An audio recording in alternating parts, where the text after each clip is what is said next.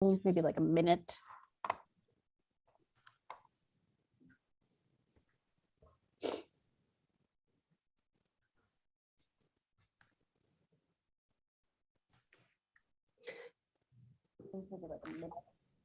Okay, we're good to go. We are now live. Hello, everybody. I'm just going to take a drink of water real quick.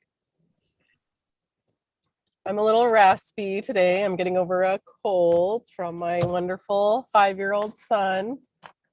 I hope you all are well. I'm actually streaming from the car at the moment.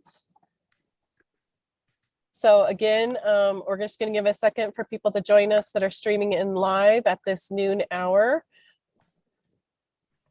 Pacific time. All right. So this is War Cry Podcast. We are an all native run podcast discussing data, events, stories, issues, and historical connections about Northwest missing and murdered natives. We are located on the Yakima Reservation. Thank you for joining us for this episode. Again, we are live streaming during the noon hour Pacific time. My name is Emily Washings, and co-hosts today are Patsy Whitefoot, Robin Peebushy, and Lucy Smartlowit. Our guest today is Ellie Bundy, who has a lot of information to share with us, something that she's actually shared nationwide, and we look very much forward to that. I'm going to give a few announcements before I turn it over to Ellie to do her introduction and presentation. We do have news about a Kamiai man that pled guilty to nearly a year-old murder. Travis D. Ellenwood admits to second-degree murder in the death of his girlfriend, Atwai B. Black Eagle, in 2020. And the source for this was the Lewiston Tribune. Another announcement is that Madison's George court sentencing got moved to early November. So we do have additional information on our Twitter following about that case of the Colville woman that was the victim of alleged rape and is now on trial for murder of that alleged rapist. From the Yakima County Sheriff's Department, there is an update on the Legends Casino shooting in Toppenish, Washington. They are still actively looking for Buddy McKenzie. There's a nationwide warrant for his arrest for $750,000. They are receiving tips from Crime Stoppers, and Detective Reyna is receiving phone calls. The victim is a 37-year-old Lupe Torres, and she is still living. Those are announcements that I have so far. And I'm going to turn it over to Ellie. Please introduce yourself and tell us more about your program. Thank you. Good afternoon. My name is Ellie Bundy. I am the Tribal Council Secretary for the Confederated Salish and Kootenai Tribes. I'm a member of our Cskt MMIP work group, and I am a member of our Tribal Community Response Plan core team, both of which I will discuss in more detail later in my presentation. I also serve currently as the presiding officer for Montana's Missing Indigenous Persons Task Force. So I have a presentation today. It typically lasts about an hour. I'm going to skip some of the longer sections that might not be so relevant to Washington regarding legislation, but please feel free to stop me verbally anytime if you have questions. I'm going to do a screen share so you'll see my presentation, but I'm not sure if I'm going to still be able to see you once I have that up. So if you're ready, I can go ahead and share my screen. Yep, we're good.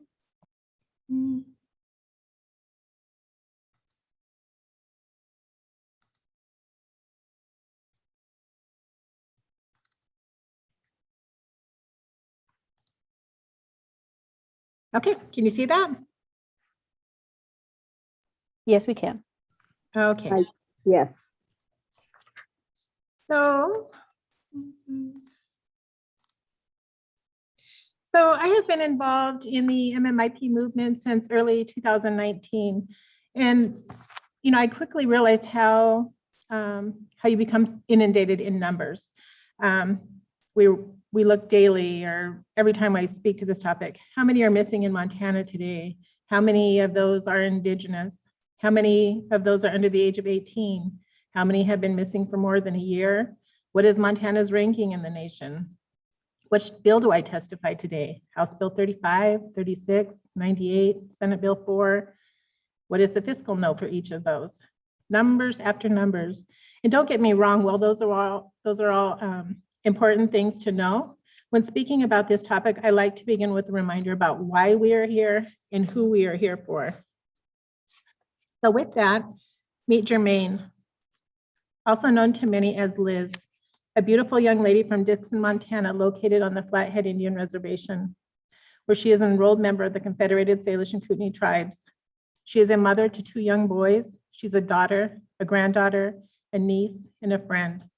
She was due to begin planting trees for Cskt on Monday, June 18th, 2018, a job she had done regularly in past years. She was also looking forward to her first summer of fighting wildfires. Jermaine was last seen at 1 a.m. by security cameras walking down an alley in Missoula, Montana. She was only 23 years old when she vanished. To learn more about Jermaine, you can, in her story, this podcast here, Stolen, The Search for Jermaine, is an investigative series by Connie Walker. Excellent resource to get more familiar with Jermaine and her story.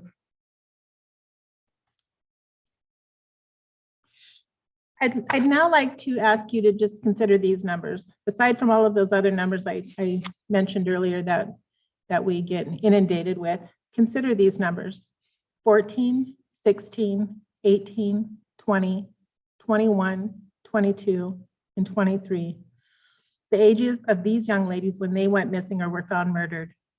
Think of someone in your family who may be that age, perhaps a daughter or a niece.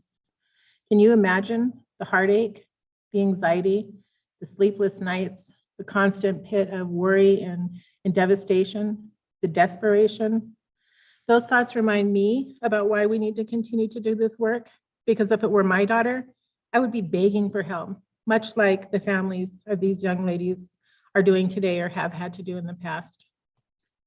So I would just like to continue here with some introductions from left to right. Ashley Loring, heavy runner. Ashley loved riding horses, a skill she learned growing up on a ranch near Hart Butte, Montana, located on the Blackfeet Indian Reservation. In high school, she was very active, participating in track and volleyball. After graduating high school in 2015, she attended Blackfeet Community College. She was interested in pursuing forestry and had a plan to transfer to the University of Montana in the fall of 2017. Ashley was last seen in a video clip from a house party where she sat on a sofa amongst others who were drinking and visiting in June of 2017. Many rumors and false leads have been pursued to no avail. The family indicated that law enforcement officials failed to respond immediately, stating she's of age, she can leave when she wants to. She was 20 years old when she vanished. Hannah was a member of the Northern Cheyenne tribe. She's a young mother to a young son, a new mother to a young son. She was a daughter, a sister, and a granddaughter. She was last seen when she left home to drink and watch fireworks with friends on July 4th, 2013. When her car was found on the side of the road with 2 flat tires and she was nowhere in sight, her family knew something was wrong. Because the police didn't take her disappearance seriously, however, Hannah's disappearance would go almost unnoticed until her body was found at the rodeo grounds on the Northern Cheyenne Reservation on July 8th. By that time, her body was already significantly decomposed. Although her clothes were partially removed, it couldn't even be definitively proven that she had been sexually assaulted, though the 2 people charged in connection with what happened to her would later admit that rape was involved. When she tried to defend herself against the rape, the couple beat her to death. She was 21 years old. Next, Selena, not afraid, a member of the Crow tribe.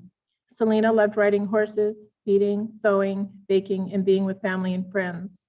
She loved her horse and was practicing to be a future ladies Indian relay race riding champion. She was also active in basketball and volleyball. Recently, Selena returned to Jingo, dress dancing at powwows, something her and her sister did together. Selena went missing on January 1st, 2020, and was later found deceased less than a mile from where she was left by friends at a rest area off Interstate 90, a busy highway between Billings and Hardin near the Crow Reservation. She was 16 years old. Authorities have indicated she died of hypothermia based on results of her autopsy, a finding that many continue to question.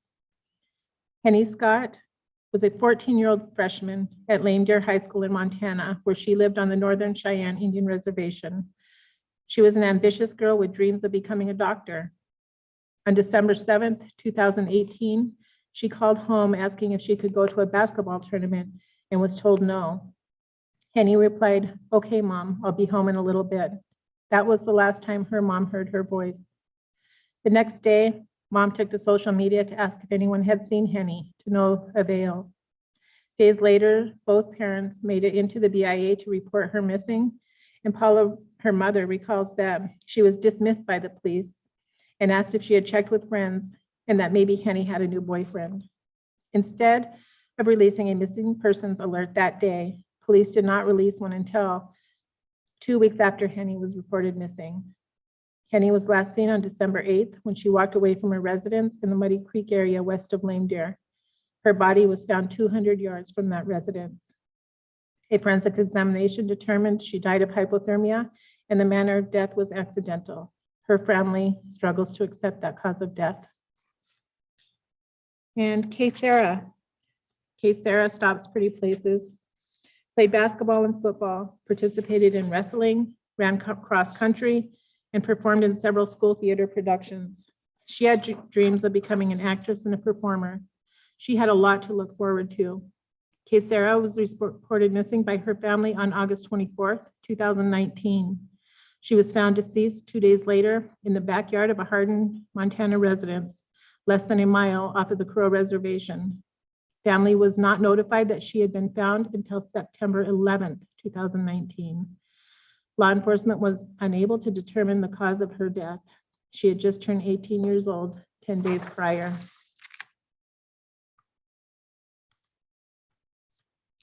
And finally, meet Miss Savannah LaFontaine Graywind. You will hear her name again later in reference to Savannah's Act. Savannah, a member of the Spirit Lake Sioux tribe, was excited to start her life. At 22, she had just moved into her own apartment in Fargo, North Dakota, with her boyfriend, and they were looking forward to welcoming their first child in September. She had recently started working as a nursing assistant, hoping to fully qualify as a nurse specializing in elder care. She was 8 months pregnant when she was abducted and killed, her body dumped in a river. Her child was born during the abduction and survived. A couple who lived in the same apartment building were charged in her death and are now serving life in prison. When I was first introduced to the reality of MMIP, it was a story about a young woman and her possible circumstances that kept me going back to meeting after meeting. It is what continues to drive me to do this work. And so as a way to remember those who are missing currently or those who have been murdered, I vowed to begin every one of my presentations by saying their names and sharing their stories. So thank you for allowing me to do that as a reminder about why this work is so important and why we do what we do.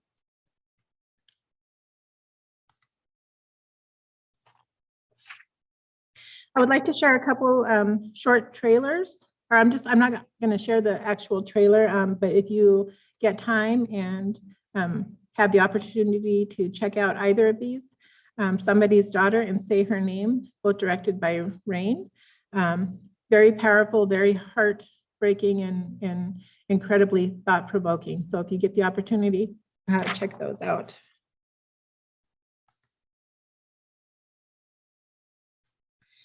So as you all probably know who are on this call, or those who are listening may not know, the Missing and Murdered Indigenous Persons movement has garnered significant media attention over the last couple of years as tribal citizens, grassroots organizations, all sought to bring attention to the issues surrounding missing and murdered American Indians and Alaska Natives.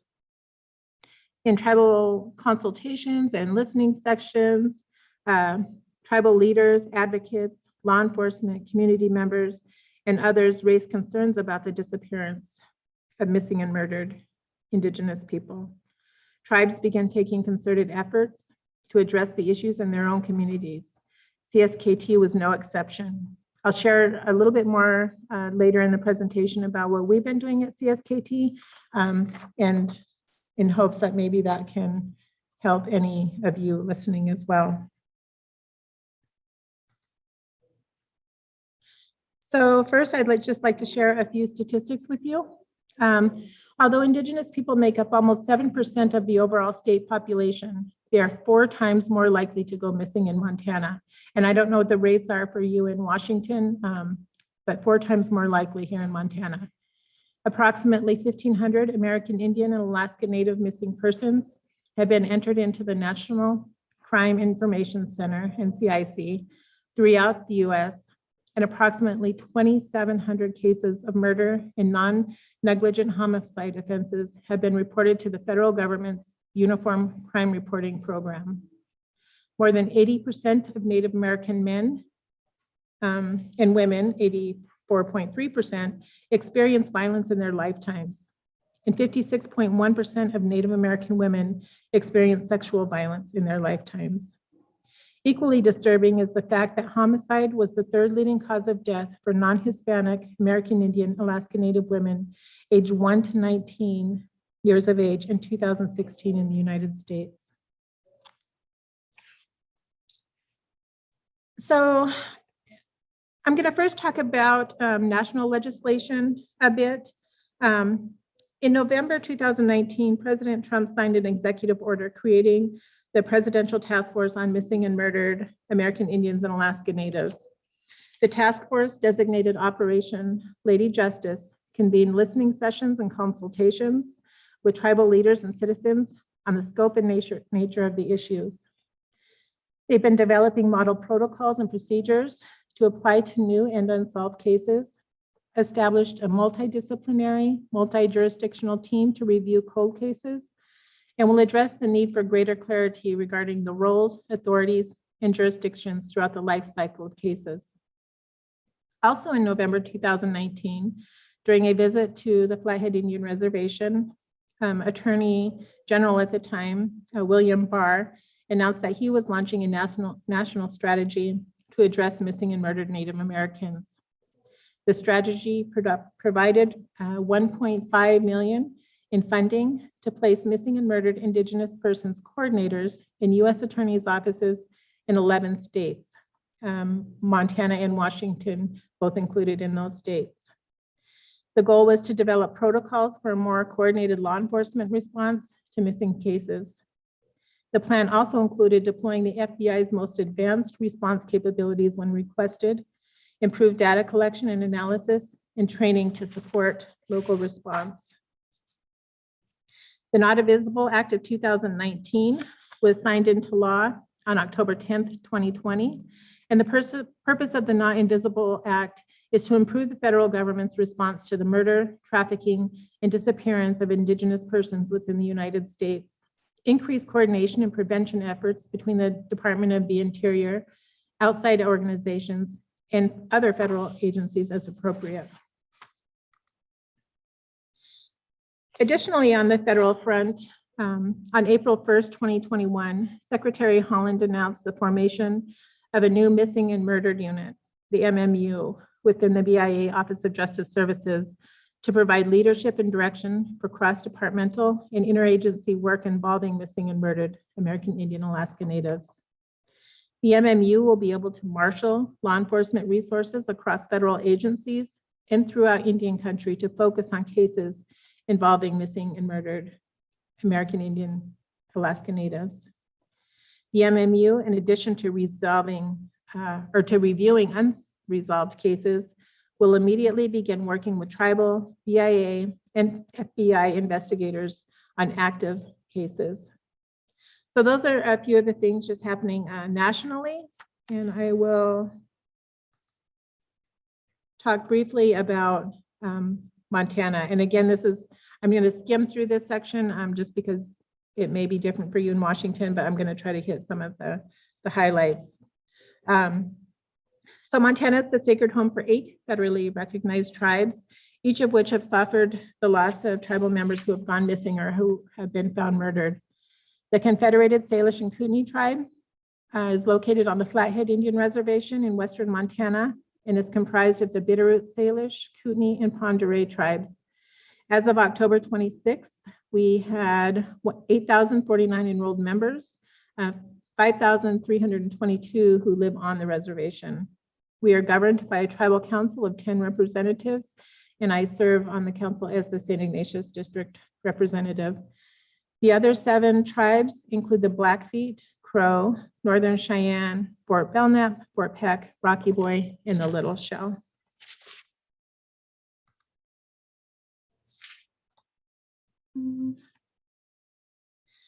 So the state of Montana began focusing on missing and murdered Indigenous women during the 2017-18 legislative session when the State Tribal Relations Interim Committee requested information on human trafficking, violence against women, and missing persons. The bills passed were House Bill 54, which addresses the law enforcement reporting requirements. And the bill essentially established that reports for those 21 and older must be added to the nationwide database within 8 hours of a report being made, and that that below the age of 21, the reports would be made within a 2-hour time frame. House Bill 20 discusses reporting in certain custodial interference cases.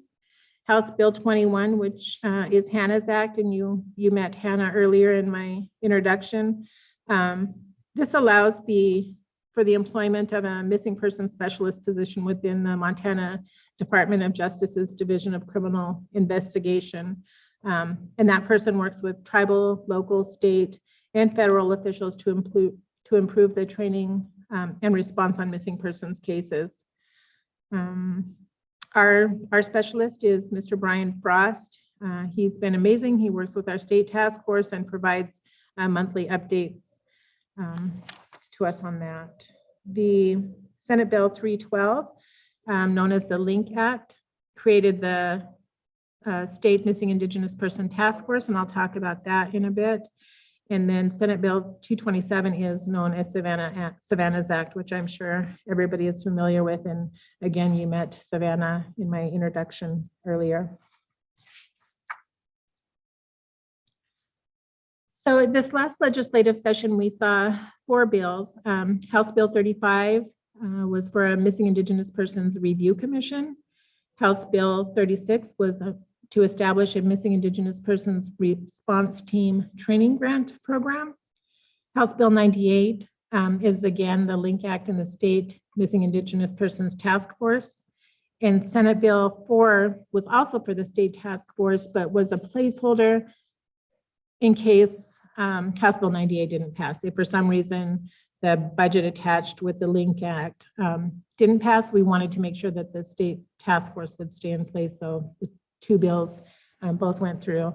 I'm pleased to announce that 3 of them passed. The only one that did not was the Response Team Training Grant Program, but we'll continue to work on that front to see what we can do there. So we were especially pleased to have the task force reinstated. The statutory duties of the task force are to identify jurisdictional barriers between federal, state, local, tribal law enforcement and community agencies, to identify strategies to improve interagency communications and cooperation, collaboration to remove jurisdictional barriers, and to increase reporting and investigations of missing Indigenous persons, to identify causes that contribute to missing and murdered, and to make recommendations to federally recognized tribes and in the state to reduce cases of missing Indigenous persons. And then finally, to administer the Looping in Native Communities Network Grant Program. And since our inception in June of 2019, many good things have resulted from the formation of that task force. We held meetings with tribal law enforcement agencies and tribal leaders. We held community listening sessions to hear from the public and from families affected. We educated folks and we helped to raise awareness whenever we could. We successfully administered the LINK grant program, which resulted in the reporting network that we have now, and I'll go over that a bit later. And we also made recommendations to the State Tribal Relations Interim Committee. We provided testimony in support of all of the related legislation that I just spoke of. So it's been a good thing at the state task force level. This is just a current listing of who serves on our task force. We do have one representative from each of the 8 federally recognized tribes in Montana. We have a representative from the Attorney General's office, the Montana Department of Justice, who has expertise in the subject of missing persons. We have a representative from the Montana Highway Patrol, and then we later added representatives from the U.S. Attorney's Office and Indian Health Service.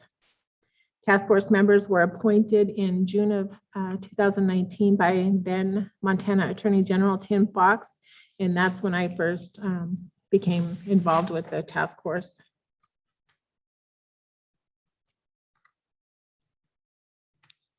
So a Montana Department of Justice data analysis project conducted in the spring of 2020 provided several key observations. The one that's pretty obvious now, Native Americans are disproportionately represented among the missing. And this one is really concerning, and I'm going to discuss it in a little bit more detail, but nearly 80% of the individuals that went missing between 2017 and 2019 were juveniles under the age of 18.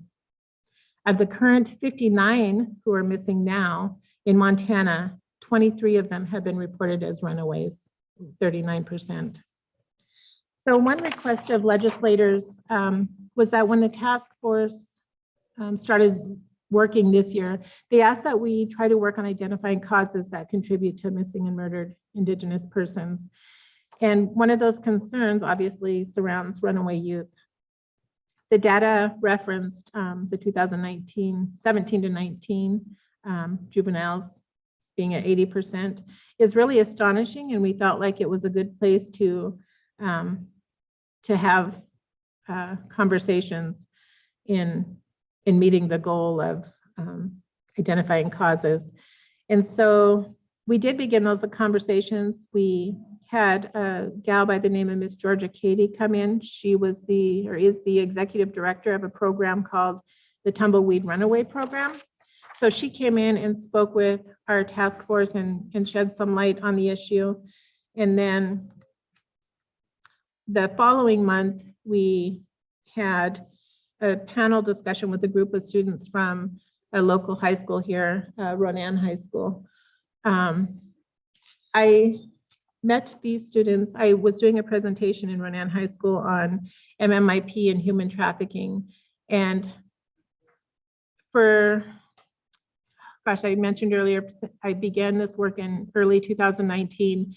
And when I went to this school to provide this presentation, I was really taken aback when after my presentation, about 10 of them came up and said, we had no idea this is, that we had human trafficking. We didn't really understand MMIP as well as we do now.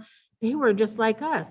This could be us. And I was like, yeah, how have I been living and breathing this for almost 2 years now? And I have a group of Native American kids 5 miles down the road who are feeling like they had no idea. So I had the discussion with them after.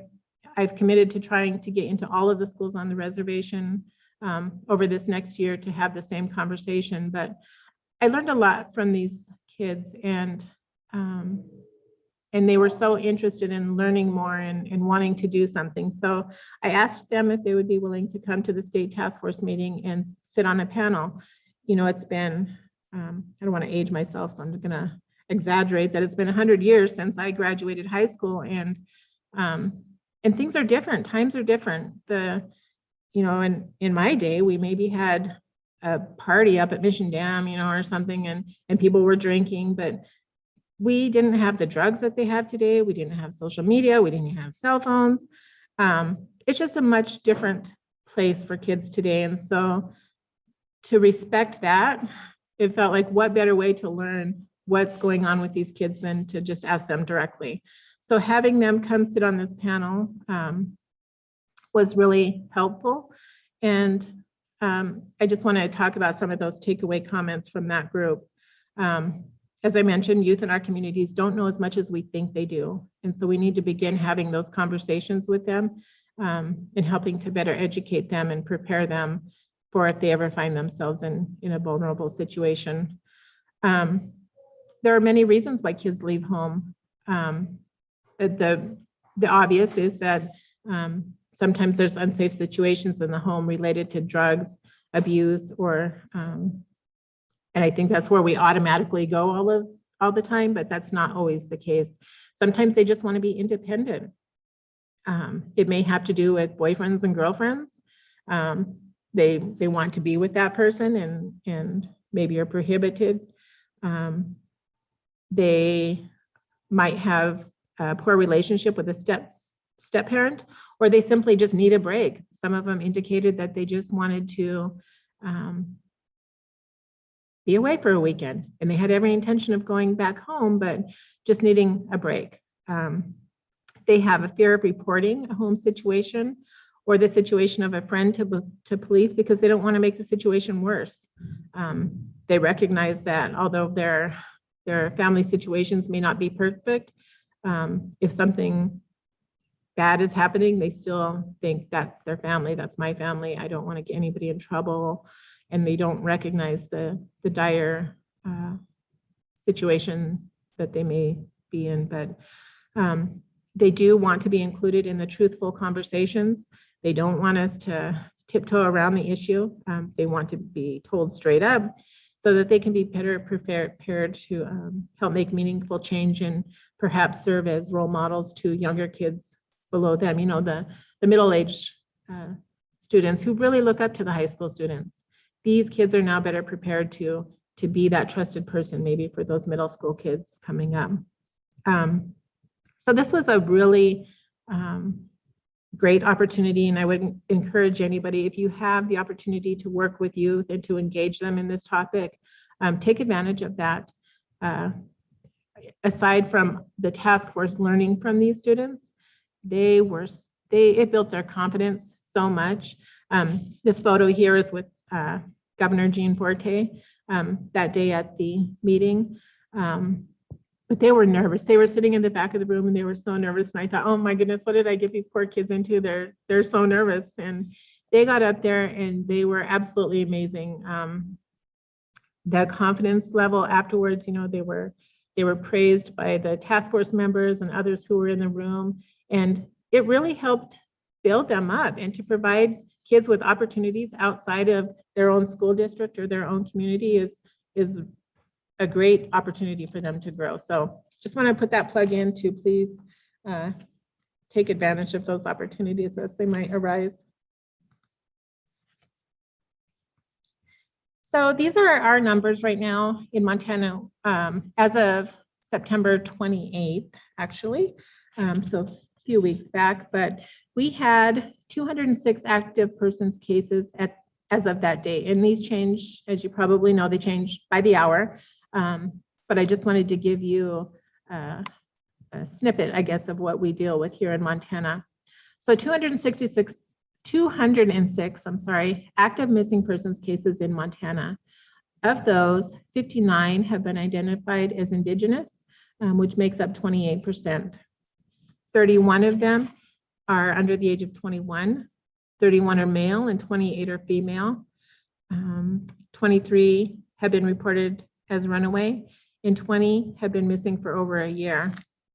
And I don't know what you see in Washington, but in Montana, the male-female ratio tends to stay about 50%, a little bit higher in September for our males, but they're usually right on about 50%. So this is the report, what our report looks like every month when we get this from the missing persons coordinator. We are able to see how many have been missing for over 5 years, those missing 1 to 5 years, 3 months to a year, 1 to 3 months, and then less than a month. So this is provided to us, and then if we happen to know in our communities that so-and-so has been found, then we can work with our law enforcement agencies to get them removed from the list. But again, this does change constantly, but just wanted to share with you what this looked like.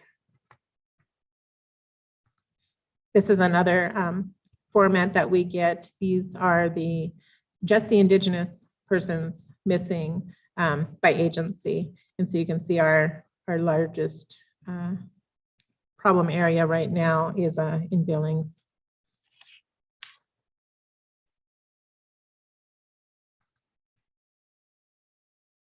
So I mentioned earlier when I was talking about legislation, the LINK Act. And so under the Montana Missing Indigenous Persons Task Force, the Looping In Native Communities Act, or what we refer to as LINK, was awarded a $25,000 grant. We awarded it to Blackfeet Community College, and the law required a $25,000 match from the college, and AT&T generously donated that to them to meet that need. So with that funding, BCAC created a network for tribal communities to share missing persons data to allow for a safe, easily accessible online reporting portal. In addition to the support by AT&T, a company called Dillon Software stepped in and offered the talent of Sean Dillon, who is the company's president, to redesign the reporting portal and database. The new platform is scalable and easy to operate, much like a phone app. The website allows family and friends to complete a contact information form about the missing person online. In the past, missing persons' loved ones have expressed reluctance to report missing individuals directly to law enforcement. The reporting system will serve as a go-between for reporting in all levels of law enforcement. Once this form is submitted online, an automatic notice will be sent to each law enforcement agency where the report was generated. So BCC launched the portal on November 7th, and Cskt was the second tribal community added to the network, but we have yet to begin utilization. We actually have training scheduled tomorrow, so hopefully after tomorrow we'll be on board, and then all other tribal communities in Montana will be added soon if they choose to do so. If you want to view that site, it's available at www.mmipmt.com. So I threw this in. This is just a resource document that we have here in Montana. It provides information for law enforcement agencies on each reservation. It stresses that every person that goes missing is an emergency, and that reporting needs to happen quickly. It provides website information for NCMEC, NamUs, and the National Runaway Safe Line, and then contact information for our missing person specialist in Montana, Mr. Brian Frost. So now I just want to share with you a little bit about how Cskt is addressing MMIP. So as I mentioned earlier, Cskt had one of its own, Ms. Jermaine Charlo, go missing in June of 2018. In response to that and in support of others, the Tribal Council passed a resolution in January of 2019 establishing a work group with the goal of addressing the issue of MMIP. It was initially MMIWG, and then our work group switched it to MMIP, which I think has kind of been a common practice.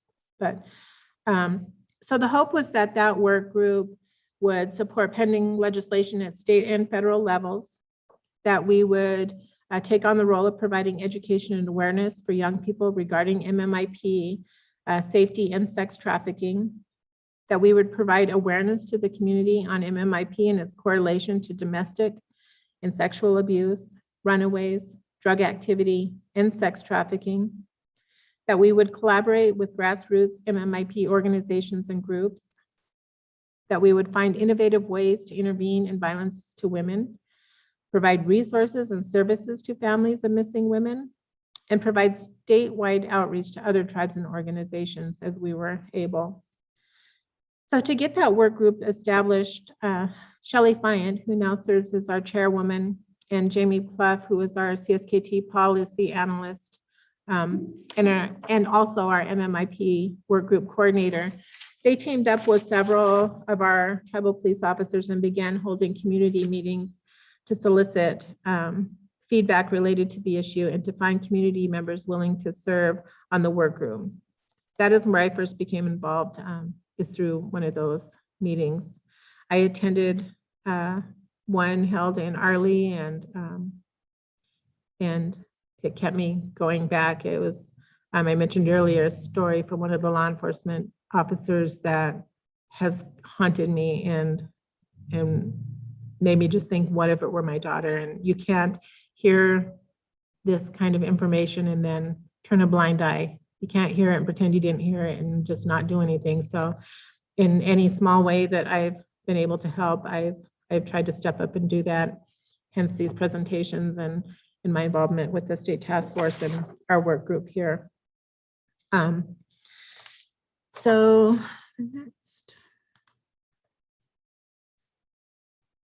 So this slide just shares our the mission statement of our work group.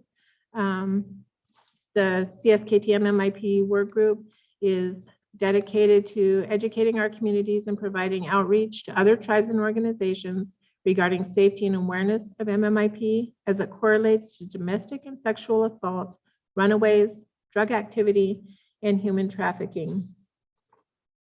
So the CSKT MMIP work group now consists of a diverse group of dedicated folks, including council members, tribal police officers, tribal defenders, pastors, social workers, victim services advocates, military personnel, and other community members who just have a heart for the work and a desire to see change.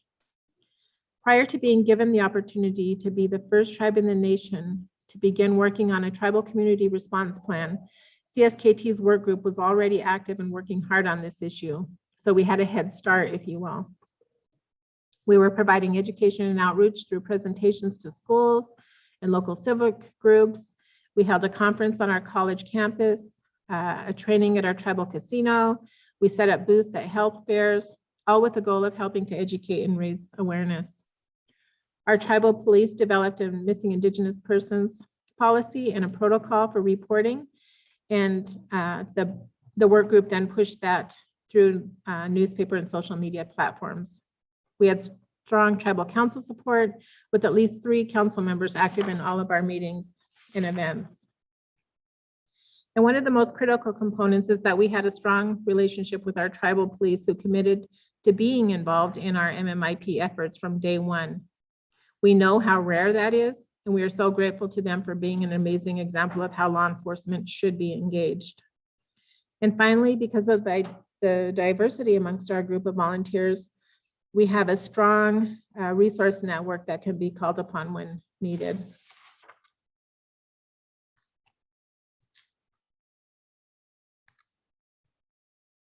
So the missing persons protocol was primarily developed to educate our community about how to report, who to report to, what information should be provided in the report, and when a report can be made, again, stressing that that needs to be done immediately.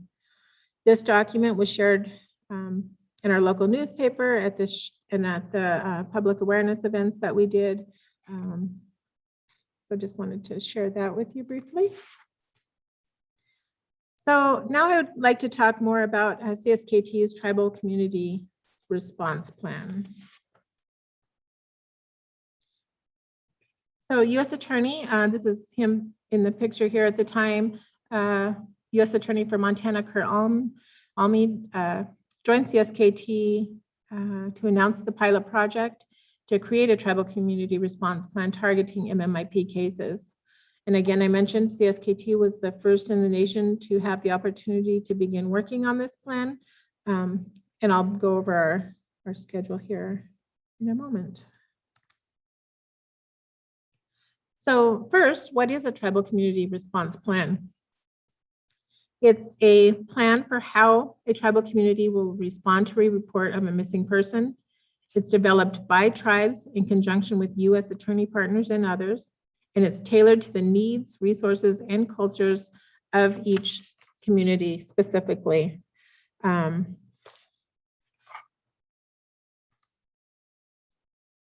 So CSKT's project goals specifically were to establish a tailored and effective plan to meet our specific tribal community needs, ensure that the plan and process belonged to CSKT, to develop a multidisciplinary approach that integrated community-based organizations, and then to be able to provide meaningful feedback to improve the guides before their nationwide release.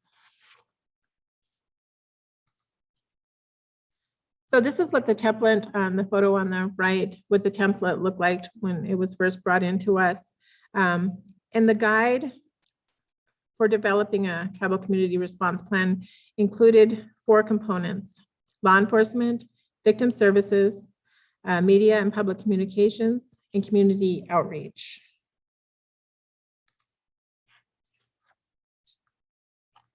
So here's where our tribal community response plan began. In September of 2020, we participated in an initial consultation where we made the decision to move forward with implementation meetings. We were introduced to our tribal community response plan facilitator, Mr. Ernie Wayand.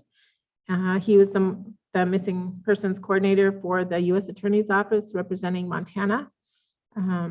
We identified our tribal community response plan core team, which consisted of myself, our tribal council chairwoman, Shelley Fyant, our policy analyst and CSKT MMIP work group coordinator, Jamie Pluff, tribal police chief, Craig Couture, tribal police captain, Louis Spidler, officer and missing MMIP investigator, Will Mesteth, officer Vern Fisher, and our communications director, Rob McDonald.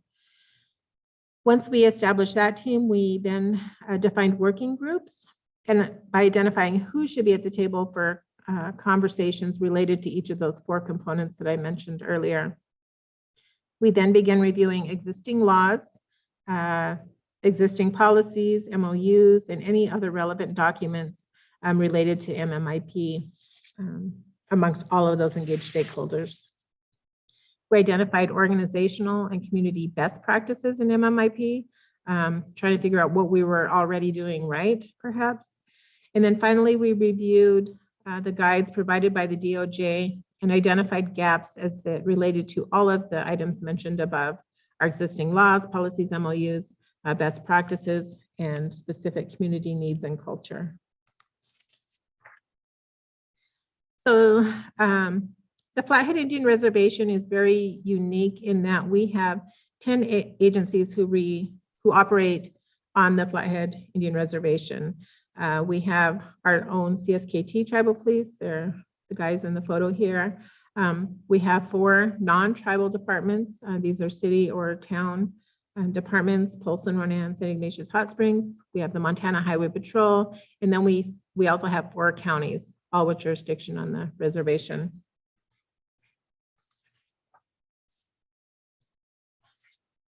So as a first step, under the law enforcement component, our CSKT tribal police met with our facilitator and began to assess their capacity to respond to MMIP cases.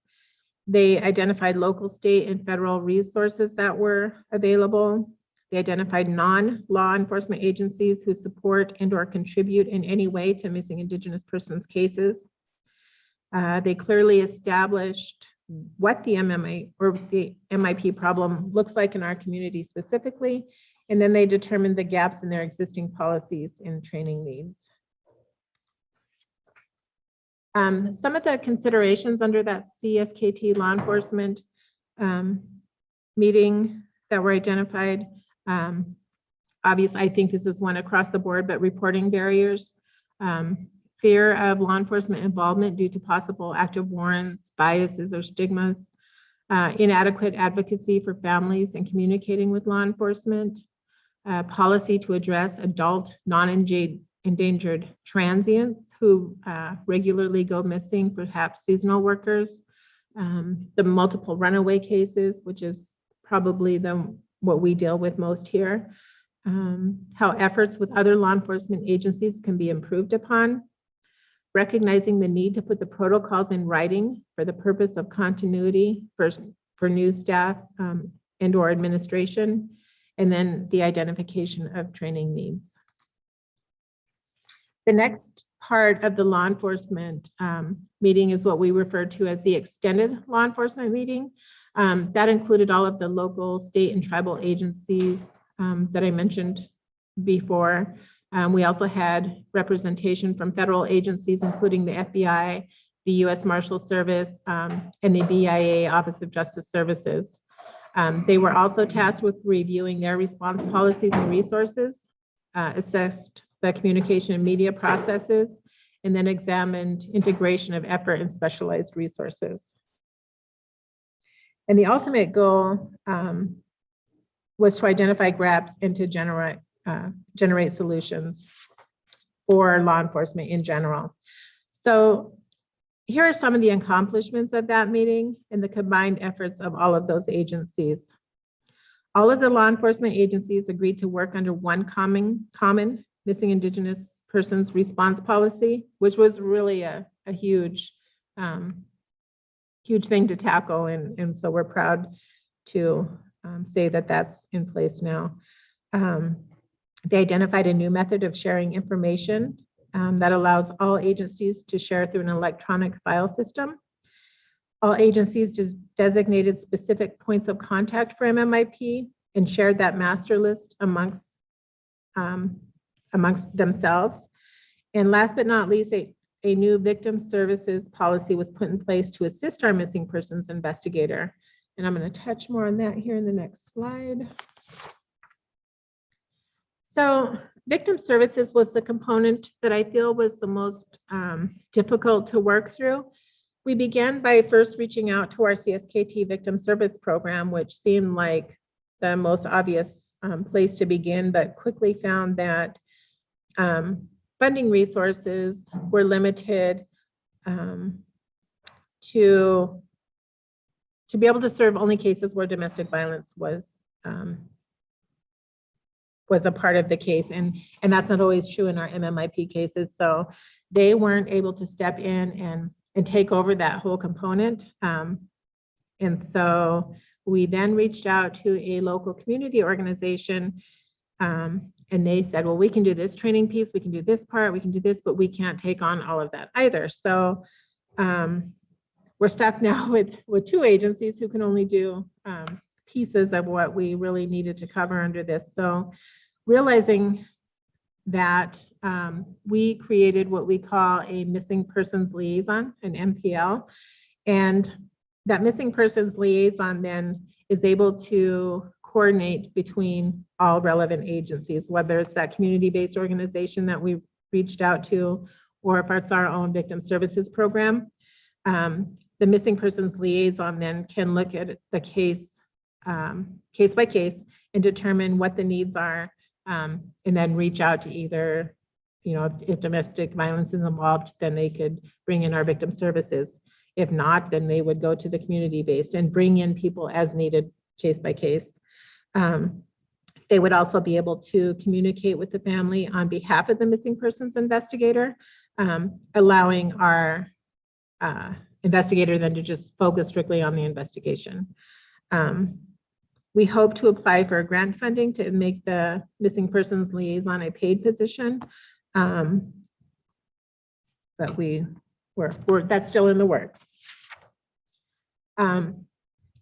We had some pretty great groups participate in this meeting for victim services component. We invited the lifeguard group, who is a trafficking organization here, Safe Harbor, who deals in domestic violence, our victim services program I mentioned.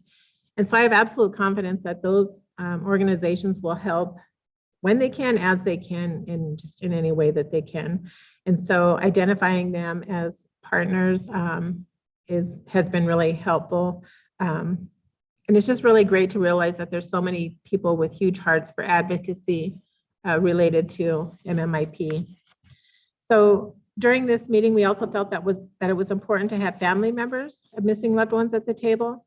So we had 2 family members who participated that day, both who had current missing loved ones. One has since been found deceased and the other is still missing.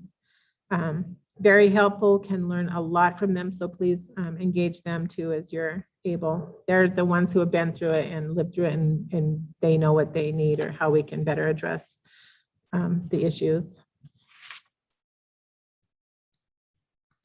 So I'm taking up more time than I anticipated, so I'm going to start picking and choosing here as we go. But some of the considerations with the missing persons liaison, we want this person to be able to interact with families in a victim-centered, trauma-informed, and culturally responsive way, to demonstrate respect and to build trust with people when they're in that most vulnerable state.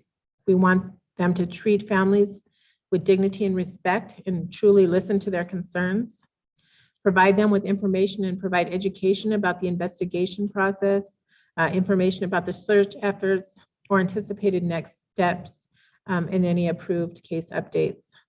We want them to honor the cultural traditions, ceremonies, and belief systems or special family requests, and then understand the various impacts that families face when a loved one is missing, to be cognizant of trauma impacting people and how it impacts people in different ways, and then link those families with resources that they need for basic needs, maybe counseling or any other referrals as needed.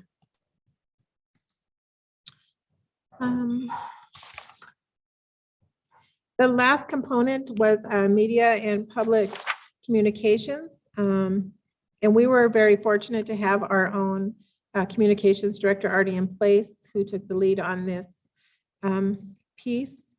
So in addition to prevention goals, the Media and Public Communication Guide provides suggested practices for communicating about active missing person cases at distinct and overlapping stages of initial reporting, search and investigation, rescue or recovery, and criminal prosecution. The primary goal is to produce timely and accurate accounts of law enforcement efforts and to seek public assistance where appropriate, to rescue and recover missing subjects, and then to seek justice for victims.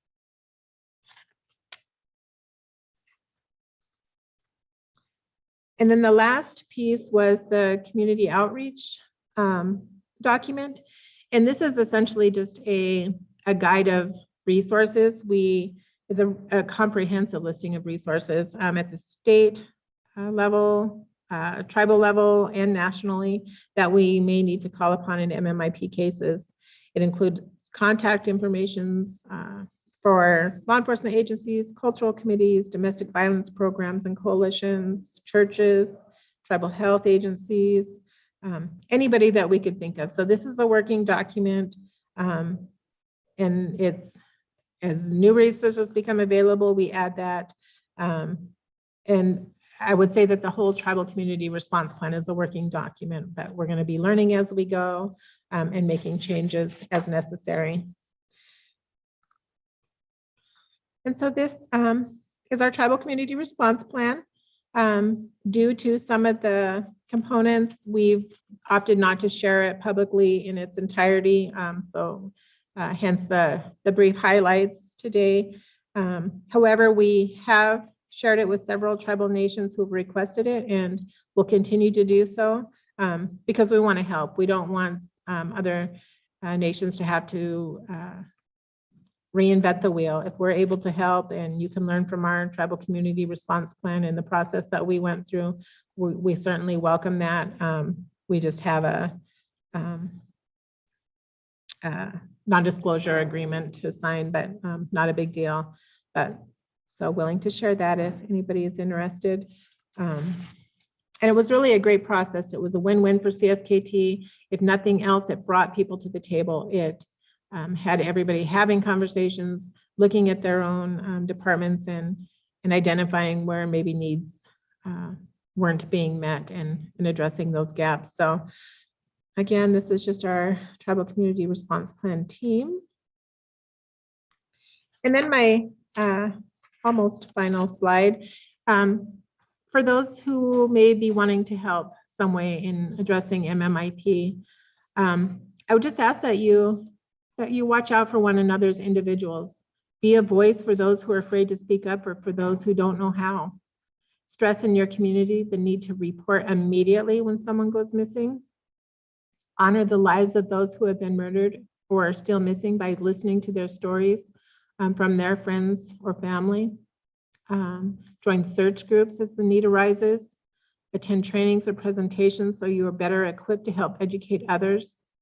Publicly declare MMIW National Awareness Day on May 5th to help raise awareness. Help sponsor billboards in your community. Work with local Indigenous communities to hold awareness and community healing events or vigils. Meet with and or write to elected officials to let them know that you care about this issue and ask what they are doing to address it. And if you have students in your home, ask that they consider doing a research paper on MMIP. Let's get this topic into the schools, and they can be educating their peers by choosing to do a paper of some sort on this topic. And then most importantly, ask yourself what kind of assistance you would want if it were your child, your sibling, or your parent.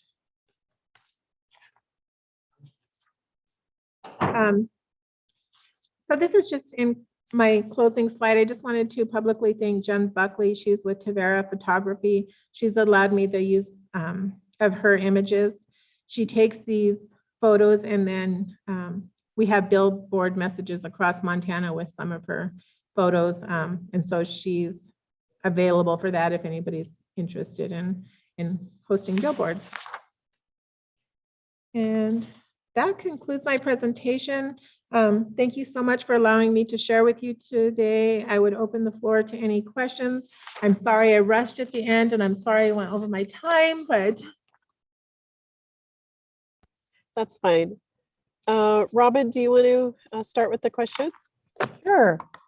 It may not be so much a question, but more like a comment. And of course, thank you so much for coming on. Everything that you shared with us is completely like up our alley in terms of like Washington or the Yakima Reservation area trying to develop their own task force and things like that. So this is all extremely helpful, and I hope a lot of people tune in and listen in once we post up on our RSS feed and everything. But I wanted to say that in the beginning you had mentioned Jermaine, and that there was a podcast, Searching for Jermaine. So we did have Connie Walker on. Let's see. Did you want to stop? I'm trying to get there. Okay, there we go. Gotcha. Okay. So again, I wanted to mention Jermaine, and I think it was a good example, and thank you for sharing that as well. For one, having Connie on was we were grateful for that. We all did kind of a little bit of research. Some of us were able to listen to the podcast itself, and I'm really glad I did, because it really put in perspective all of the things that you had mentioned that either were barriers or contributors to various MMIP cases. And so that being that there's also crossover, like not one is just going to be they're just runaways, or they're just this or this or anything like that. In Jermaine's case, from what I can remember, is that it was domestic violence roped in with like a youth runaway. She was literally across the street from her home, things like that. And then later on, I think that something that was mentioned by Connie in the podcast was after, Jermaine's case kind of, she had grown up, or after she was missing, they finally had a passing of domestic violence law about, strangulation of a partner, and having that hold more weight or have more weight to it. And so I just wanted to say that thank you so much, in that it's a great example of what putting an actual story, like an in-depth story, into why these legislations are important to have, and why this research is important to have as well. because I don't know, like I said, it just shows how things can escalate and be interwoven. And so I want to thank you so much for your presentation, and that was really great. But I don't necessarily have any questions, but I know at some point, maybe after the show, I will, and I'd be wanting to pick your brain a lot more. But Absolutely. thank you so much. Yeah, I would just add to your statement, about the story with Jermaine, somebody's daughter and say her name, even just watching the trailers, I cried. The first probably 5 times I watched those, I cried. You're hearing from family members and you're feeling that you're able to empathize more when you can empathize with them and just put a name to those deaths that are missing. It's so heartbreaking. And so I really encourage people to get engaged in that way by just learning those stories and watching those. I also think it's really great, not great, but it's a good example of how subtle some of these situations can come upon people, come upon any person, in terms of, like, again, relationships, seeing red flags or seeing something out of the ordinary that seemed very subtle in the beginning and then escalated. Same thing with, like you said, runaway youth, having them see that, like, yeah, maybe being at a friend's house and then maybe not wanting to go home for whatever reason. And then, that escalating into something else, with that slow, subtle escalation, kind of turning into them being more vulnerable or being in a more vulnerable situation than what they were before, to always, like, keep a lookout for that. So thank you so much for sharing what you did. That was a really great presentation. Thank you. Robin, I had a question. Ellie, this is Patsy White, and of course from White Swan on the Yakima Reservation. And an educator, I really appreciate the comments that you made about the young people, and some of the responses that you got from the youth. That's important. So thank you. And I think that's something, we might want to consider as well, just talking to the youth. And of course, there are various youth leadership organizations that exist.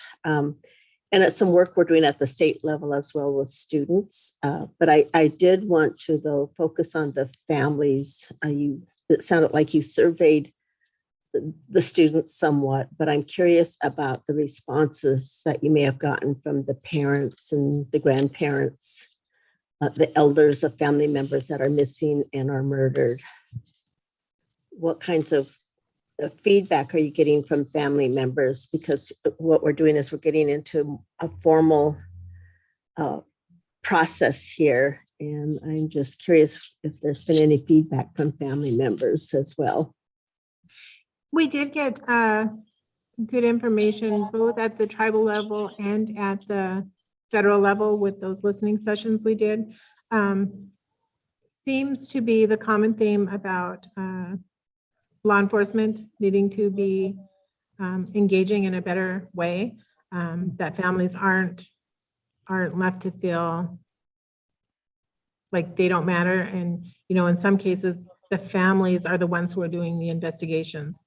And that's just unacceptable. And even at the tribal level here, for as amazing as our law enforcement is and as grateful as we are to them for the work they're doing, having those family members at the initial meeting here, our law enforcement learned a lot from them, that they were feeling like they weren't being communicated with as often as they would have liked to be.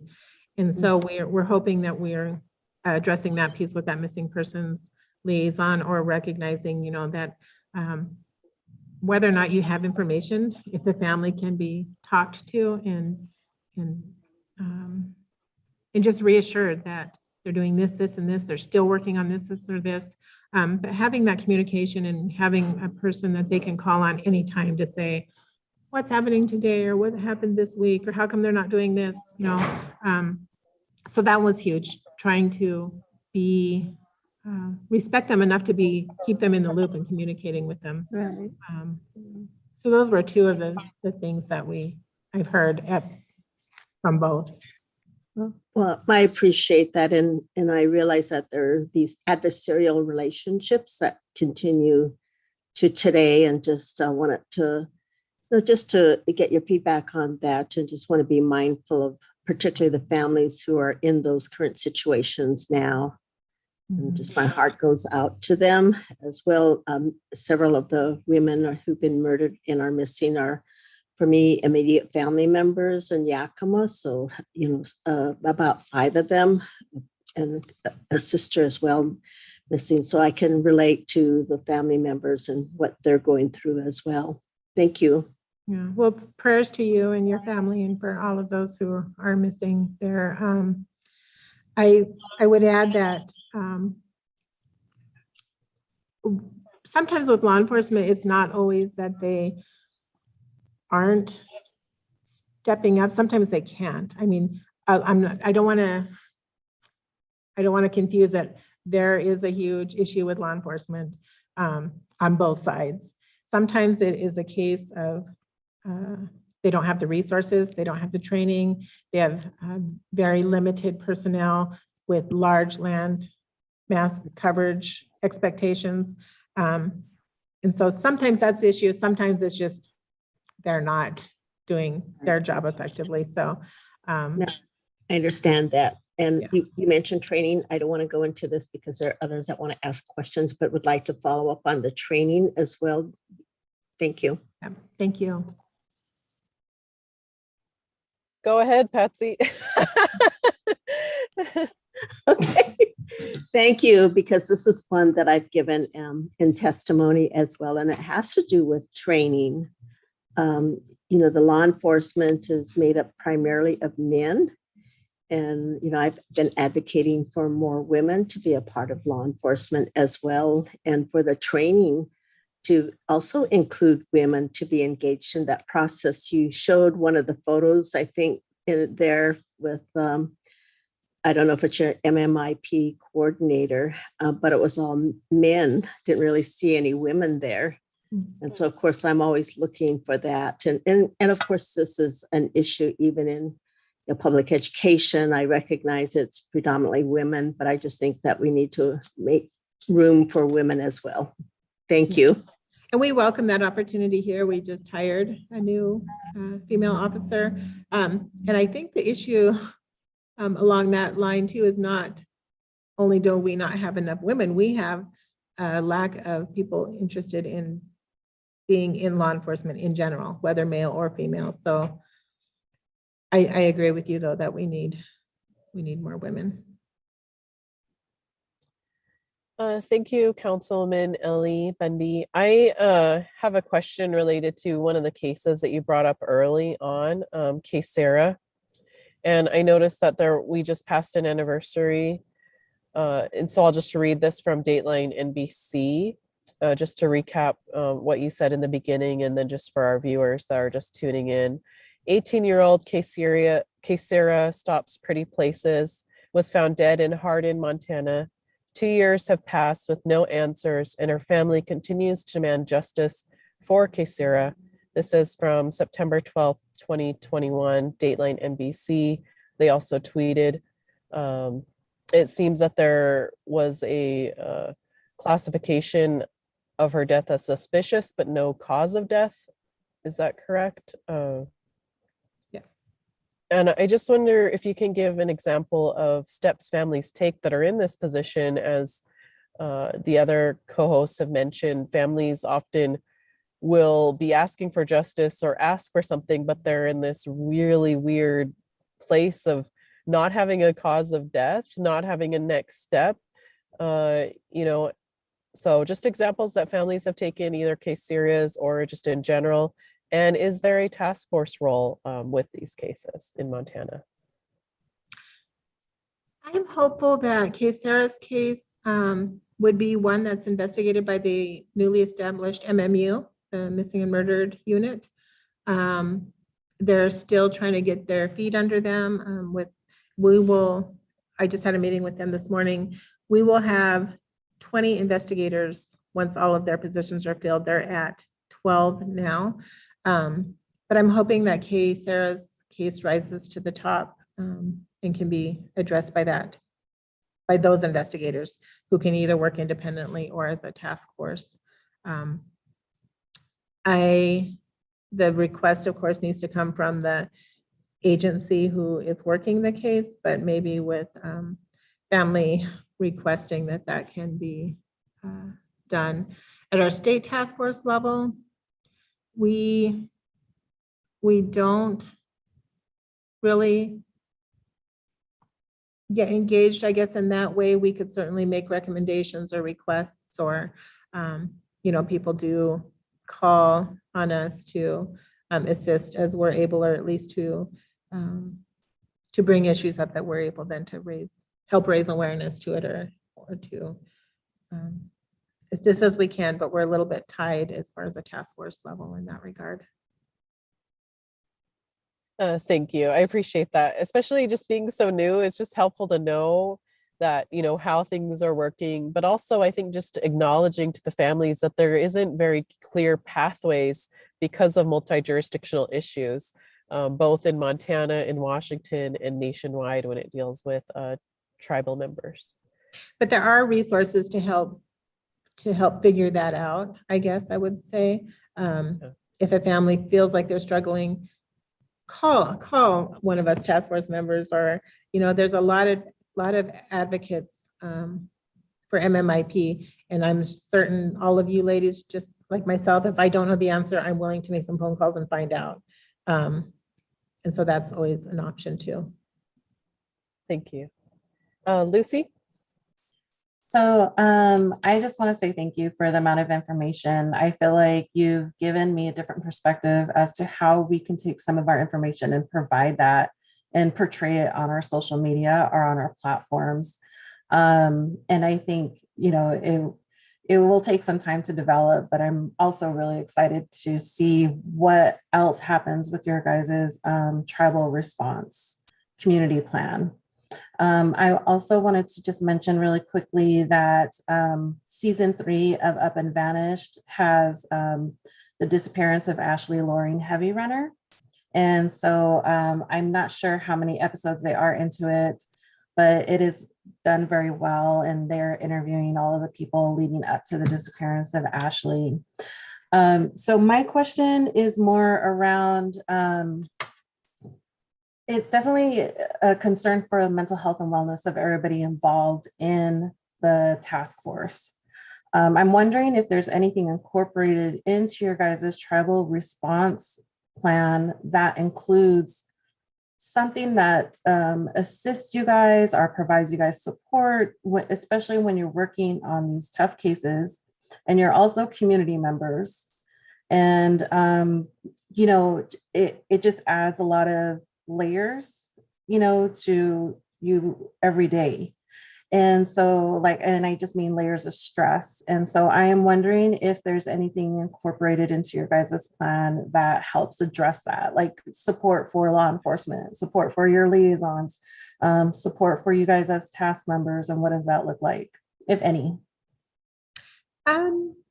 Very good question. I'm going to say no. As far as our work group members here, our tribal work group members, they're primarily engaging in our monthly meetings and any kind of fundraising opportunities that we're doing. We just recently raised just under $20,000 to establish a victim services assistance fund for our Cskt tribal members. And so they're doing kind of those types of things, fundraising, education awareness. Our law enforcement would have their typical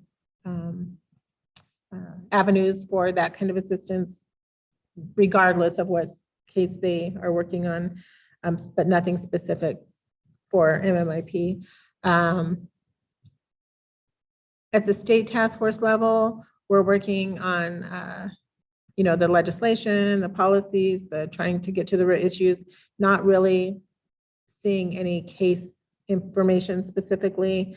So don't really see the need, although it's heavy, when you are in the community and you're hearing from families, it's hard to hear those things. And it's